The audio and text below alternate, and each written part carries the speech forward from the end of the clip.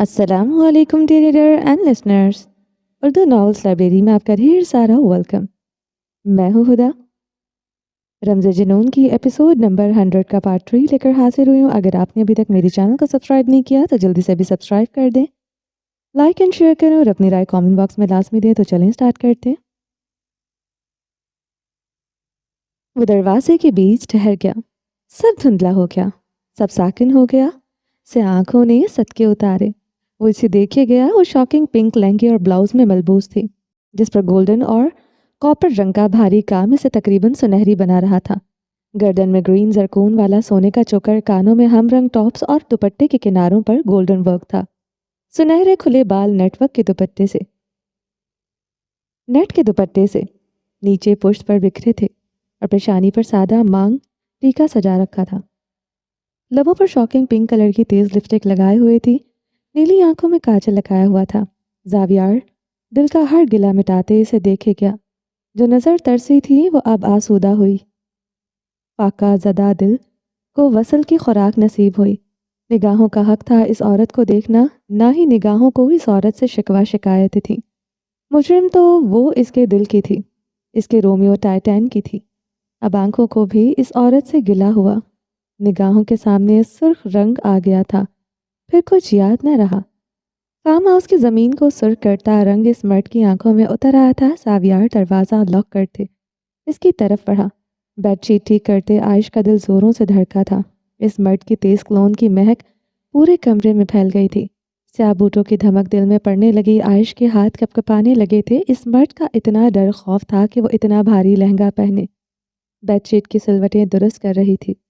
جانتی تھی اس مرد کو ذرا بھی بے ترتیبی پسند نہیں تھی۔ تھپڑ پھٹکار اب سہن نہیں ہوتی تھی، نہ وہ اب کرتا تھا، مگر اپنی اوقات بخوبی جانتی تھی۔ اس کی اوقات لفظ ونی پر ٹکی تھی۔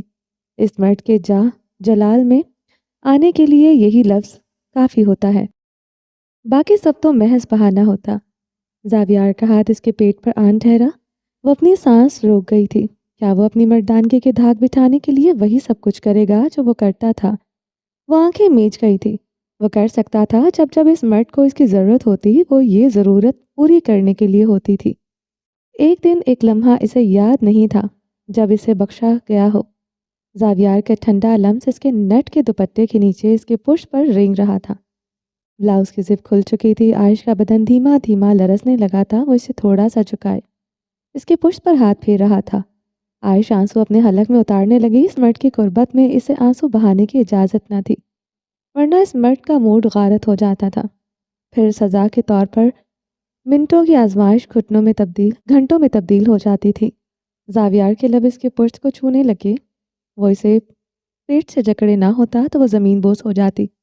ایسی ہی تھی اس مرد کی قربت، اس کی پناہیں آگ ہی آگ۔ اب تو آج رات کا انتظار تھا جب یہ مرد کسی اور کی پناہوں میں ہوتا۔ مرینا خان اس کے حصار میں بھاگیدار دار بن کر آئی تھی۔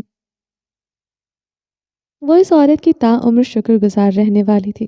وہ اس کے پشت پر اپنے لب چا پجا رکھتے جا رہا تھا۔ عائش اپنی تیاری کا نہس تہس ہونے کا سوچتے روحانسی ہوئی تھی۔ گھنٹے کی آزمائش اور پھر سے یہ سب کچھ پہننا پڑتا۔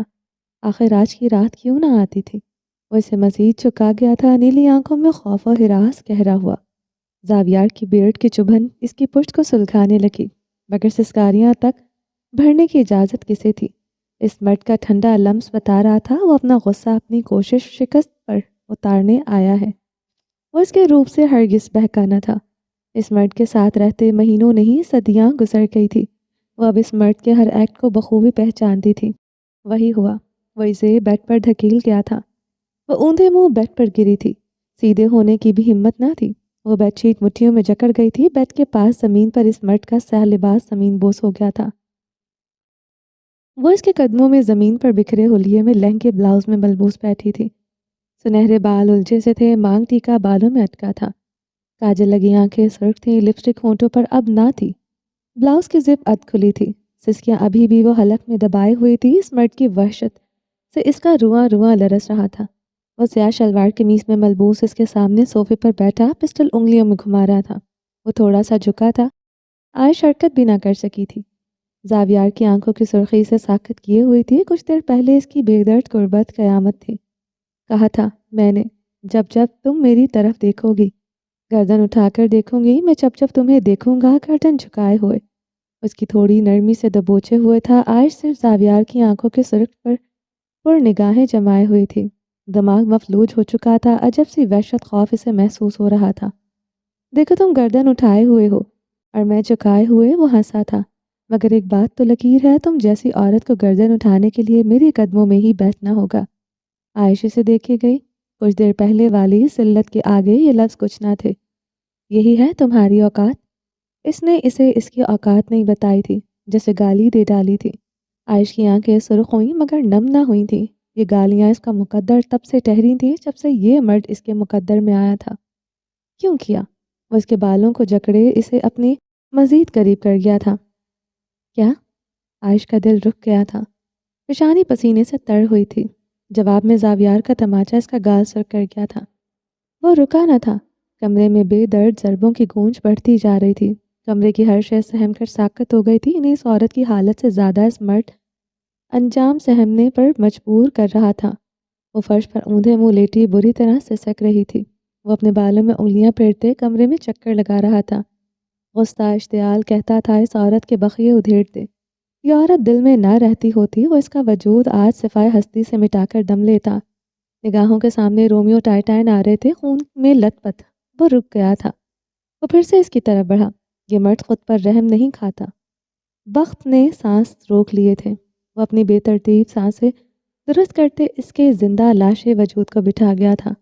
خود گہرے سانس لیتے صوفے پر بیٹھا. اب پھر سے وہ دونوں اسی پوزیشن میں بیٹھے تھے.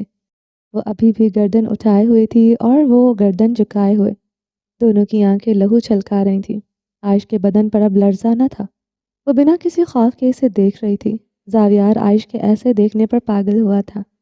کیوں کیا؟ کیوں؟ وہ جھکتے ہوئے اس کا چہرہ دونوں ہاتھوں میں جکڑ گیا. دونوں کی سانسیں ایک دوسرے کے نقوش چھلسانے لگی تھی. وہ خاموش رہی، اسے دیکھتی رہی. نیلی آنکھوں کی کاٹ زاویار کے وجود کو کاٹ رہی تھی. کیوں مارا میرے رومیو ٹائٹین کو؟ کیا قصور تھا ان معصوم جانوروں کا؟ وہ اس کے کان کے پاس جھکے غرایا. چہرے پر ہاتھوں کا دباؤ بڑھا. وہ اپنی کراہیں تک دبا گئی تھی. زخمی وجود کے ساتھ بھی اس کے آنسو نہ گرے تھے. وہ نہ چیخی نہ روئی. زاویار خانزادہ سے خود سے پرے دھکیل گیا تھا. وہ زمین پر اونھے منہ گری تھی. وہ صوفے سے اٹھتے کمرے میں چکر لگانے لگا. غصہ، کرب، اشتعال، درد، آگ، کون سا جذبہ تھا جو وجود کو جھلسائے ہوئے نہ تھا؟ ایسا لگتا تھا اس عورت نے اس کا قتل کر ڈالا ہو، اور بے بسی یہ تھی کہ وہ جواباً اس عورت کا قتل نہ کر پائے. زاویار نے عائش پر قہر بار نگاہ ڈالی. وہ زمین پر اونھے منہ ساکت سے لیٹی تھی. وہ تیش سے اس کی طرف بڑھا مگر اسے رکنا پڑا. اس کے بوٹوں کی دھمک سنتے عائش کا ساکت بدن لرزا اٹھا تھا. وہ منہ پر ہاتھ رکھے اپنی سسکیاں روکے ہوئے تھی. وہ اس کے پاس 2 قدم کے فاصلے پر رکے اسے دیکھتے خود پر ضبط کر رہا تھا. وہ اس کی مار سے خوف زدہ تھی مگر ڈٹائی کا دوسرا نام عائش تھا. وہ اتنا تو جان چکا تھا ضدی فطرت میں وہ پہاڑوں سے بھی زیادہ سخت تھی. یہ مرد یہاں غلط تھا. اس عورت کی ضدی فطرت کو وہ ابھی ماں باپ ہی نہ سکا. وہ ماں بھی نہ سکا تھا. بس یوں جان لو وہ سردار زاویار کی طرح خود کے لیے بے رحم تھی. کیوں کیا؟ یہ جاننا زندگی اور موت کا مسئلہ تھا. اس مرد کو خوف سا محسوس ہوا کہیں وہ وجہ جانے بغیر مر نہ جائے. سامنے بیٹھی عورت نے آخر اتنی بے رحمی کیوں دکھائی؟ کیا قصور تھا آخر اس کا؟ اس کا روم روم جاننے کے لیے بے تاب تھا. کیوں مارا میرے رومیو ٹائٹین کو؟ زاویار کی سانس اکھڑنے لگی. دل میں درد کی لہر بڑھنے لگی مگر اس کا ہاتھ سینے پر نہ جا سکا. اس عورت کے سامنے اب سے دل کا عریاں ہونا قبول نہ تھا. آج سے ایک جذبوں کو ہی صدقہ کر دیا تھا. کیوں کیا میرے ساتھ یہ سب؟ عائش نے جواباً اپنے زخمی وجود کی طرف اشارہ کیا. تمہیں نہیں پتا کیا؟ وہ اس کی کلائی جکڑے ٹوٹی چوڑیاں نکال رہا تھا. جہاں جہاں سرخ لکیر نظر آتی وہ وہاں نرمی سے انگلی ٹریس کرتے لگتا. جیسے اسے بہت افسوس ہوا ہو ان زخموں کا. وہ ٹوٹی چوڑی سالم چوڑیوں کے درمیان سے الگ کرتا. عائش سسکی لیتی. وہ نگاہ اٹھا کر اسے دیکھتا پھر مسکراتا. وہ چوڑی نکال لیتا. عائش اسے زخمی نگاہوں سے دیکھ رہی تھی. عائش نے اپنی کلائی اس کی گرفت سے کھینچی. وہ اپنی سرخ آنکھیں اس پر جما گیا تھا. زاویار نے اس کی کلائی مروڑنے کے لیے اس کی طرف ہاتھ بڑھایا. عائش بدک کر پیچھے کو ہوئی تھی. زاویار تمسخراتی ہنسا تھا. اتنا ہی دمخم تھا اس عورت میں، مگر اگلے لمحے ہی وہ ششدر ہوا۔ گلے میں گلتی ابھر کر معدوم ہوئی، چہرہ تاریک سا ہوا تھا۔ وہ اپنے دونوں کلائیاں پاس پڑی شیشے کی میز پر مار رہی تھی، بے حد بے دردی سے، بنا خود پر رحم کھائے۔ وہ کلائیاں شیشے کی میز پر مارتی جا رہی تھی۔ کانچ کی چوڑیاں ٹوٹ گئی تھی، خون کی دھار کلائیوں سے بہہ رہی تھی۔ اب وہ زاویار کے مزید قریب ہوئی، اس کی آنکھوں میں دیکھتے ایک ایک کرتے چوڑی نکالنے لگی۔ اب وہ کراہ بھی رہی تھی اور وہ سسک بھی رہی تھی، نیلی آنکھوں سے آنسو بہہ رہے تھے۔ یہ درد تکلیف اس کی اپنی دی ہوئی تھی، اب تو ماتم بنتا تھا۔ اس مرد کے دیے ہوئے زخموں پر ماتم بنانے کو بھی دل نہ کرتا۔ وہ اسے دیکھتا رہا، خاموشی تھی، بولتی رہی۔ وہ دونوں ایک دوسرے کو دیکھتے رہے، جانے کتنی دیر، کتنی صدیاں، کتنی ساعتیں۔ اب وہ اپنی زخمی کلائیاں اس کے آگے کیے ہوئے تھی، وہ اپنی نگاہیں اس کی خراش زدہ زخمی کلائیوں پر جما گیا تھا۔ خراش، سرخ خراش زدہ لکیریں، خون کے قطرے ان بھری لکیروں پر ابھری ہوئی تھی۔ کچھ چوڑیاں ابھی تک کلائی میں پیوست تھی۔ زاویار کی نگاہ اس کے پیشانے پر ٹھہر گئی۔ جہاں زخم تھا، یہ زخم کیسے آیا؟ وہ سوچنے لگا، آگے کو ہوتے اس کی پیشانی کے زخم کو انگلی سے چھو کر دیکھنے لگا۔ عائش نے اس کی انگلی جھٹکی، زاویار نے اس کا چہرہ دونوں ہاتھوں میں بھرا۔ یہ چوٹیں، یہ زخم کچھ نہیں جو تم کرتی ہو، سمجھو کچھ نہیں۔ وہ اس کی آنکھوں میں آنکھیں ڈالے کہہ رہا تھا، میرے رومیو ٹائٹان کو مارا، اس کی سزا یہ تھی تمہاری قبر بنا دی جائے۔ زاویار کا گلا خراش زدہ ہوا، نگاہوں کے سامنے اس کا بے رحم ایکٹ آیا۔ دل میں لگے چرکے گہرے ہوئے۔ بنا دیتے نا میری قبر۔ وہ ہنسی تھی، کس بات کا زعم ہے تمہیں، کس بات کا غرور ہے تمہیں؟ میرے قدموں کی خاک جتنی حیثیت ہے تمہاری، یوں یوں چونٹی کی طرح مسل دوں، اتنا حقیر ہے وجود تمہارا۔ وہ اسے سنتی رہی، وہ کہتا رہا۔ کمرے کے در و دیوار روتے رہے۔ یہ دیکھو، اپنی کلائیاں پھر سے اس کے سامنے کر گئی۔ زاویار خانزادہ کی نگاہیں اس کی زخمی کلائیوں پر نہیں بلکہ اس کے کپکپاتے لبوں پر تھی۔ وہ بلک بلک کر رو رہی تھی۔ وہ بے سکون ہوا، ایسی بے سکونی کہ سانسیں کم پڑنے لگی۔ مجھے خراش بھی لگتی تھی، مجھ سے برداشت نہیں ہوتا تھا۔ میں ساری ساری رات ایک خراش پر آنسو بہاتی تھی۔ کاش مجھے بتایا جاتا کہ عورت کا زندہ درگور ہونا ازلوں سے لکھا جا چکا ہے، مگر مجھے نہیں بتایا گیا۔ وہ جھکتے ہوئے اپنی کلائی کے زخموں پر لب رکھ گئی تھی۔ زاویار کو اس کے لب اس کے ہی اپنے زخموں پر سہن نہیں ہوئے تھے۔ وہ پہلو بدل کر رہ گیا تھا۔ دیکھو، مجھے آج بھی خود سے اتنی محبت ہے، اپنے ہی زخموں پر مرہم رکھتی ہوں۔ وہ اپنی کلائیوں کو چومتی جا رہی تھی۔ سوچو، میں نے تمہاری مار دھتکار گالیاں کیسے سہی ہوں گی، میں کتنا تڑپی ہوں گی، کتنا روئی ہوں گی۔ وہ اس کا گریبان جکڑے اپنی طرف کھینچتے، اس کی آنکھوں میں آنکھیں ڈالے ہوئے تھی۔ وہی پوزیشن، وہ گردن اٹھائے ہوئے اور گردن جھکائے، قدموں میں بیٹھی بھی وہ اس مرد سے اونچی تھی۔ اگر ایسا نہ ہوتا، اس مرد کے گریبان تک جاتا ہاتھ ٹوٹ کر کلائی سے الگ ہو جاتا۔ تمہارا رونا مجھے سکون دیتا ہے، تمہارے زخم میرے سینے کے بدلے پر چھینٹیں ڈالتے ہیں۔ تم یہ ڈیزرو کرتی ہو، یہ نہیں کہنا چاہیے، مگر سردار زاویار خانزادہ کہہ رہا تھا۔ کیا ان لفظوں کی بھرپائی ممکن تھی؟ وہ اپنی تکلیفوں کا ازالہ اس نیلی آنکھوں والی عورت کے زخموں میں ڈھونڈ رہا تھا۔ سکون کا سین بھی اس سے نہ ملا تھا۔ وہ اپنا گریبان اس کے ہاتھ سے چھڑواتے صوفے کے سطح پر سر رکھ گیا تھا۔ وہ اس کے قدموں میں بیٹھی رہی، روتی رہی، سسکتی رہی۔ زاویار کا چہرہ سفید پڑتا گیا۔ یہ تکلیف تو رومیو ٹائٹان کو کھونے سے بھی بڑھ رہی تھی۔ رومیو ٹائٹان اس کے لب کپ کپانے لگے، ہاتھ سینے پر آن ٹھہراتا، سینہ مسلتا نہ تو اس کا دل بند ہو جاتا۔ کیوں کیا ایسا؟ کیوں؟ وہ سیدھے ہوتے اسے شانوں سے جکڑ گیا تھا۔ میرے ساتھ یہ سب کیوں ہوا؟ اس کا جواب تو پہلے۔ عائش نے اس کی آنکھوں میں دیکھا، آنکھیں بے دردی سے صاف کی۔ تم ڈیزرو کرتی تھی، بلکہ اس سے کہیں زیادہ کرتی ہو۔ اس سے زیادہ تمہارا برا حال کروں گا، تمہیں خود سے گھن آئے گی۔ وہ تیش سے کہہ رہا تھا۔ وہ روتے ہوئے مسلسل سر نفی میں ہلا رہی تھی۔ اسے برا حال نہیں ہو سکتا۔ اس سے زیادہ کیا کرو گے؟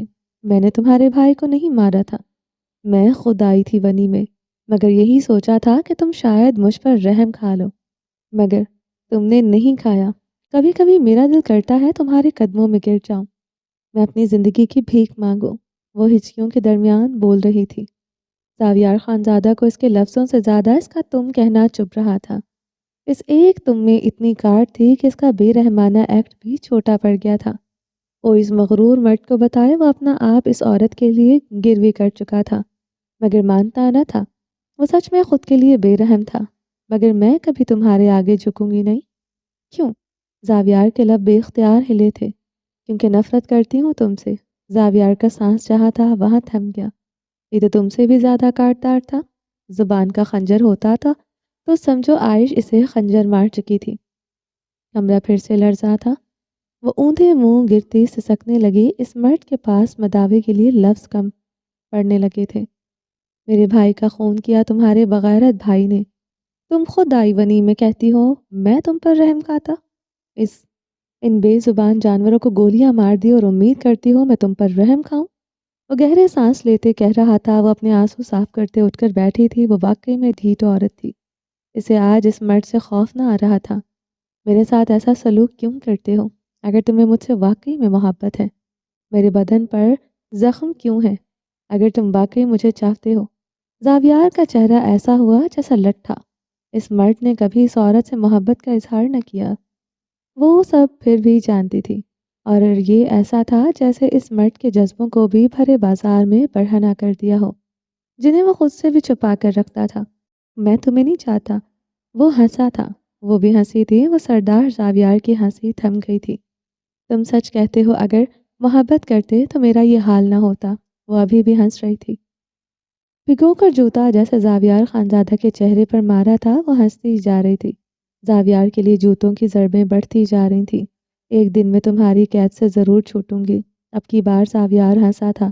اس عورت کی خوش فہمی پر اسے ہنسی آ رہی تھی۔ اس عورت کی آزادی یعنی اس مرد کی سانسوں کی آزادی۔ وہ بھلا اسے کیسے جانے دے سکتا تھا؟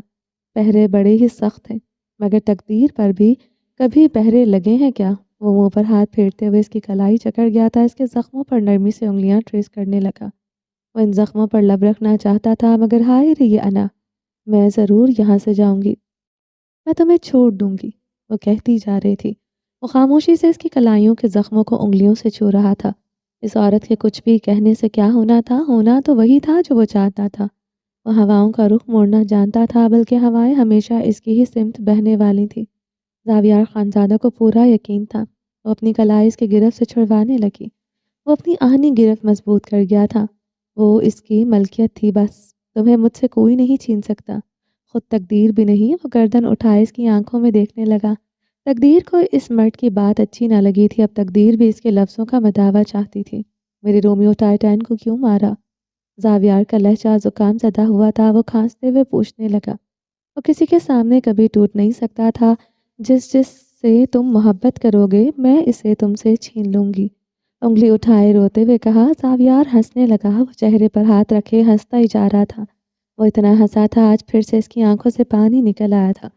سیدھا ہوا عائش کی آنکھوں میں دیکھا۔ آنکھوں سے نکلتا پانی آستین سے صاف کیا۔ صوفے سے پسٹل اٹھاتے عائش کی پیشانی پر رکھی۔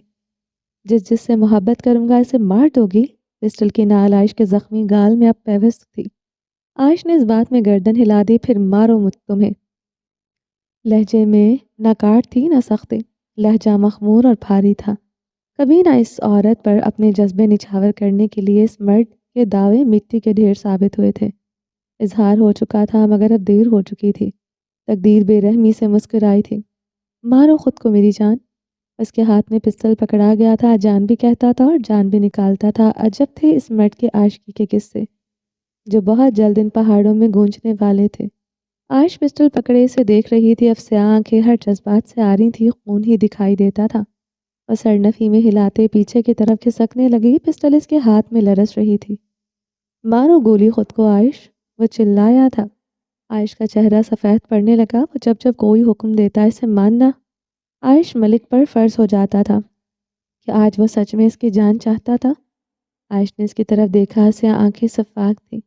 مارو خود کو گولی، ورنہ میں تمہیں خود ماروں گا، مگر ایسے کہ تمہاری روح لرزا اٹھے۔ عائش پیچھے کو کھسکتے دیوار کے ساتھ جا لگی۔ شوٹ! وہ دہاڑا۔ عائش نے پسٹل پکڑتے اپنی کنپٹی پر رکھی۔ بلا کا مغرور خود پرست مرد ٹیک چھوڑتے آگے کو ہوا۔ سامنے بیٹھی عورت کی انگلیاں ٹریگر پر مضبوط ہونے لگی، مگر یہ مرد اس کی طرف بڑھانا تھا۔ سے آنکھوں میں اضطرار نمایاں تھا۔ وہ ہار گیا تھا۔ عجب سی شکستگی تھی جو اس مرد کے وجود میں اتر آئی تھی۔ نیلی آنکھیں بند ہوئیں، زاویار کی مٹھیاں بھج گئیں، کلک کی آواز آئی اور سیاہ آنکھوں والے مرد کی جان نکل گئی۔ عائش کے وجود پر کب کبھی تاری تھی، موت سے کھیلنا آسان تھوڑی تھا، وہ پسینے سے تڑ تھی۔ آنکھیں کھولتے پسٹل کو دیکھا، پھر تحیر سے زاویار کو دیکھا، وہ سرسبز نگاہیں اس پر جمائے ہوئے تھا۔ عائش کچھ پل اسے دیکھتی رہی، پھر پسٹل پھینکتے چہرہ ہاتھوں میں چھپائے اونچا اونچا رونے لگی۔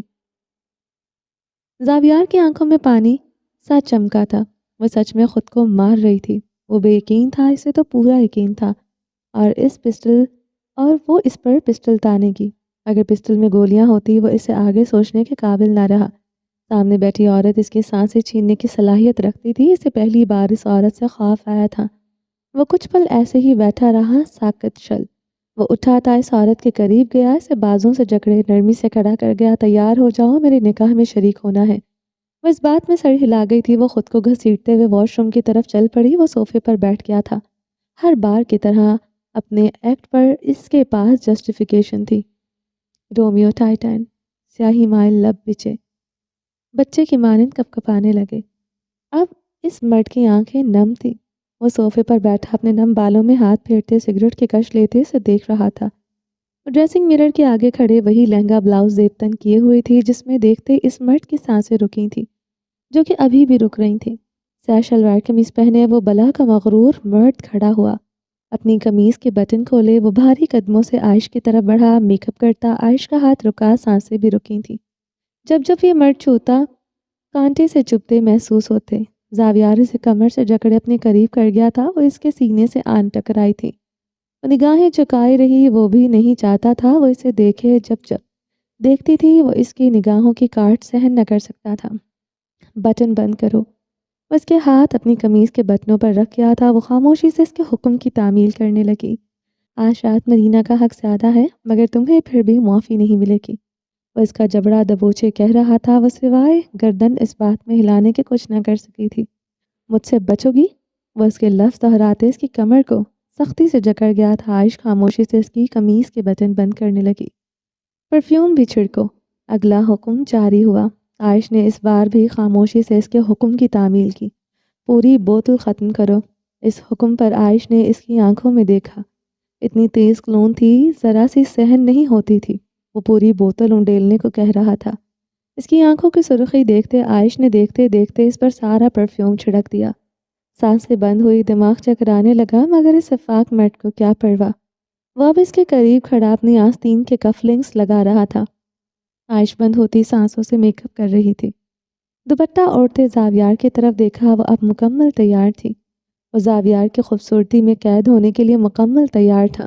ڈریسنگ ٹیبل کی شاکنگ پنک اور گولڈن کانچ کی چوڑیاں اٹھاتے وہ ایک ایک کرتے اس کی زخمی کلائیوں میں پہنانے لگا۔ تمہارے زخم جو تم خود کو دو یا میں دوں، وہ کسی کو دیکھنے کا حق نہیں۔ زخم چھپ جانے چاہیے۔ وہ اس کی بات پر مسلسل گردن اس بات میں ہلا رہی تھی۔ وجود سے زیادہ روح زخمی تھی، گلا بیٹھ چکا تھا، درد ہی درد۔ چلو، وہ کہتے کمرے سے نکل گیا تھا۔ عائش اپنا دوپٹہ ٹھیک کرتے اس کے پیچھے کمرے سے نکل آئی تھی۔ کمرہ مہکا رہا کہ آج رات بھی اس مرد کی قربت میں اسی عورت کا پگھلنا لکھا تھا، یا یہ کمرہ آج کی رات ادھورا رہتا۔ یہ ایسا سوال تھا جو دل دھڑکائے ہوئے تھا۔ قبول ہے، قبول ہے، قبول ہے۔ مرینا خان جھک کر اب نکاح نامے پر دستخط کر رہی تھی۔ وقت نے پیچھے مڑ کر دیکھا تو ایسا لگا جیسے یہ سب پہلے بھی ہو چکا ہے۔ کیا ہوا تھا ایسا پہلے؟ کیا اب ذرا مردانے کا چکر لگا کر آتے ہیں۔ وہی لوگ، وہی چہرے، وہی جگہ۔ وقت نے دم سادھ لیا تھا۔ گھڑی کی سوئیاں کیا پیچھے مڑ گئی تھیں؟ سیاہ لباس میں بیٹھا زاویار خانزادہ اپنے منہ پر ہاتھ پھیر رہا تھا، لبوں پر وہی شفاف مسکراہٹ تھی جس کی شخصیت کا خاصہ تھی۔ یہ مرد خود پر رحم کھانے کے لیے پیدا ہی نہیں ہوا تھا، سزا دینے کا وقت شروع ہوا تھا۔ وہ اپنے سامنے بیٹھے زری خانزادہ کو دیکھتے مسکرایا تھا۔ سفید شلوار قمیص میں ملبوس زری خانزادہ بھی جواباً مسکرایا تھا۔ اس کا لالہ اسے واپس مل گیا تھا، اسے اور کیا چاہیے تھا؟ نکاح نامہ زاویار کے سامنے رکھا گیا۔ متھم سہسا زاویار آلیان خان مرینا ولتبریز خان، آپ کے نکاح میں 1 کروڑ حق مہر کے عوض دی جاتی ہے، کیا آپ قبول کرتے ہیں؟ مردانے میں خاموشی چھا گئی۔ زاویار سگریٹ کے کش لیتے زری خانزادہ کی آنکھوں میں آنکھیں ڈالے ہوئے تھا۔ خاموشی گہری ہونے لگی، زری خانزادہ بے چین ہونے لگا۔ مرینا والتبریز خان آپ کے نکاح میں 1 کروڑ حق مہر کے عوض دی جاتی ہے، کیا آپ قبول کرتے ہیں؟ ایک بار پھر سے آواز گونجی تھی۔ زاویار خانزادہ استزادیہ مسکراتے ہوئے ٹانگ پر ٹانگ رکھ گیا تھا۔ زرق خانزادہ کی آنکھیں نم ہونے لگی تھیں، زرق کی نیلی آنکھوں میں کرچیاں سے چبھنے لگیں۔ سے آنکھیں صفاقی سے مسکراتی رہیں۔ اب تو مرتانے میں خاموشی کا زور ٹوٹ گیا تھا۔ تبریز خان عالیان خان صوفوں سے کھڑے ہو چکے تھے۔ زاویار کی آنکھیں زرق کی آنکھوں میں گڑھی رہیں۔ زاویار، عالیان خان، مرینا والتبریز خان، آپ کے نکاح میں 1 کروڑ حق مہر کے عوض دی جاتی ہے، کیا آپ قبول کرتے ہیں؟ تیسری بار یہ لفظ دہرائے گئے اور بدلہ پورا ہو گیا تھا۔ زرق خانزادہ گردن چکا گیا تھا، نیلی آنکھوں سے آنسو نکلتے اس کی گود میں گرے تھے۔ زاویار خانزادہ استزادیہ مسکرایا۔ سامنے بیٹھا زرق خانزادہ ٹوٹا نہ تھا، بلکہ وہ بھی اندر سے ٹوٹ گیا تھا، مگر بدلہ نہ لیتا تو اسے سردار زاویار خانزادہ کون کہتا؟ وہ اپنے کندھوں سے شال چھٹکتے کھڑا ہوا تھا اور وہ دیکھتے ہی دیکھتے مردانہ عبور کر گیا تھا۔ وقت کو سب یاد آ گیا تھا، گھڑی کی سوئیاں پیچھے نہ مڑی تھی، یہ سب اتفاق مرد کا بدلہ تھا۔ وہ کسی پر رحم نہ کھاتا تھا، کیا قسمت پر اس پر رحم کھانے والی تھی؟ یہ سوال کیسا تھا کہ جو سانسیں روکے ہوئے تھا۔ سرخ لباس میں مرینا خان زنان خانے میں سجدے میں گری ہوئی تھی، وہ مٹی ہونے سے بچ گئی تھی۔ وہیں کھڑی گلابی اور گولڈن لہنگے میں ملبوس عائش کے قدموں کی سکت نہ تھی، وہ کھڑی بھی نہ رہ سکے۔ آج رات اس مرد کی بے درد قربت پھر سے اس کا مقدر ٹھہری تھی۔ مٹی ہونے کے لیے صرف اس کا وجود بنایا گیا تھا۔ وہ صوفے پر ڈھہ سی گئی تھی، وہ چہرہ ہاتھوں میں چھپائے بلک بلک کر روتی تھی۔ وہاں موجود سب اس عورت کی چیخ و پکار سمجھ نہ پا رہے تھے۔ یہ شکرانے کی ایک قسم تھی، اب پھر عورت برباد ہو چکی تھی۔ رات آدھی سے زیادہ بیت چکی تھی۔ وہ کچن کے ٹھنڈے فرش پر کیبنٹ کے ساتھ ٹیک لگائے چوڑی سی بیٹھی تھی۔ دلہن کی طرح سجا وجود نوچنے کو دل چاہ رہا تھا، مگر جانتی تھی وہ مرد اس کا یہ روپ تہس نہس کرنے کے لیے بے چین ہوگا۔ سردی سے اس کا بدن اکڑنے لگا، وہ بالآخر خود پر رحم کھاتے کھڑی ہوئی تھی۔ یہاں کمر اکڑانے سے اچھا تھا اس مرد کی پناہوں میں اکڑا لیں۔ جب معافی تھی ہی نہیں تو پھر خود کی اذیتوں میں اضافہ کرنے کا کیا فائدہ؟ وہ گھسٹتے ہوئے اس کمرے کی طرف بڑھ رہی تھی جہاں اس کی سانسیں نوچی جانی تھی۔ وہ بالآخر اپنے قفس میں لوٹ آئی تھی۔ دروازہ لاک کرتے دروازے کے ساتھ ٹیک لگائے گہرے گہرے سانس لیے۔ کمرہ گھپ اندھیرے میں ڈوبا ہوا تھا، مگر وہ شفاق مہک اس کمرے کو پورے استحقاق سے اپنا بنائے ہوئے تھی۔ کمرہ بھی اسی کا اور شفاق مہک بھی اسی کی۔ جو ہنستا تو دل رک جاتے تھے، اتنی نفرت کے باوجود اس کی ہنسی پر دل ٹھہرنے لگتا تھا۔ وہ دبے پاؤں ڈریسنگ روم کی طرف بڑھنے لگی۔ یہ شفاق مرد کے بچنے کے لیے ایک بچگانہ عمل تھا۔ بھلا یہ ممکن تھا؟ وہ اور وہی ہوا۔ اس کی کلائی ایک سخت گرفت میں آئی، وہ اسے کھینچتے اپنے سینے پر گرا گیا تھا۔ وہ سختی سے اسے خود میں قید کر گیا تھا، اندھیرا ماتم کرنے لگا۔ اس عورت کو چھونے کے لیے اس مرد کو روشنی کی ضرورت نہ تھی۔ بنا خوشبو سے مہکنے والی عورت کو وہ اس کی سانسوں کی سرسراہٹ سے ڈھونڈ لیتا تھا۔ تم مجھ سے بچ سکتی ہو کیا؟ وہ اسے اپنے نیچے کرتے اس کے نقوش نرمی سے لبوں سے چھو رہا تھا۔